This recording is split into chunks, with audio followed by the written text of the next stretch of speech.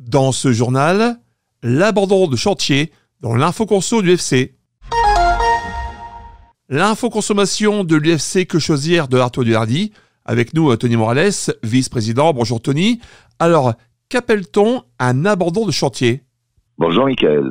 Alors, l'abandon de chantier se distingue du simple arrêt temporaire de chantier. Il se caractérise par une interruption injustifiée et une durée anormalement longue des travaux. Ainsi, dès lors que l'entreprise en cause ne fournit pas des réels motifs de l'interruption du chantier, c'est-à-dire le cas de force majeure, un cas fortuit, des intempéries et une période de congé ou de congé de maladie. Alors le consommateur, maître de l'ouvrage, dispose alors de différents recours contre l'entrepreneur défaillant. Quels sont ces recours ? La mise en demeure par lettre recommandée avec accusé de réception, par la sommation d'huissier à adresser à l'entrepreneur défaillant de reprendre l'exécution des travaux dans un délai déterminé. Le courrier doit rappeler la date de livraison définie dans le contrat signé au départ entre le maître de l'ouvrage et le professionnel. Si l'abandon de chantier est dû aux difficultés financières de l'entreprise ou à une mise en redressement judiciaire ou liquidation judiciaire, le destinataire de la mise en demeure est alors l'administrateur judiciaire ou liquidateur qui la représente. Alors, ces coordonnées sont disponibles au tribunal du commerce. Encore beaucoup plus simple. Vous tapez société.com, vous descendez, vous voyez, avec le numéro SIRET ou le nom d'entreprise. Et tout en bas, c'est marqué le nom de l'administrateur judiciaire ou du liquidateur. Alors, à défaut de reprise des travaux, le maître d'ouvrage, par l'intermédiaire d'un huissier de justice, peut convoquer l'entrepreneur défaillant pour constater, par procès-verbal, l'abandon de chantier et les éventuelles malfaçons dans la construction. Ça permet de déterminer, en fonction de l'avancement du chantier, des paiements effectués et des possibles malfaçons constatées, la situation du créancier ou du débiteur du maître de l'ouvrage envers l'entrepreneur. Tony, quels sont les différents recours ?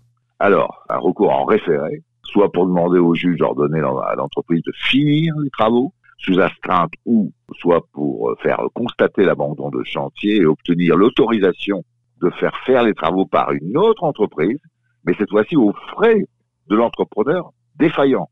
Après, il y a un recours au fond pour invoquer la responsabilité contractuelle de l'entreprise, mais dans ce cas, la procédure est plus longue et elle offre la possibilité au maître d'ouvrage de demander la réparation intégrale du préjudice subi et donc à des dommages et intérêts.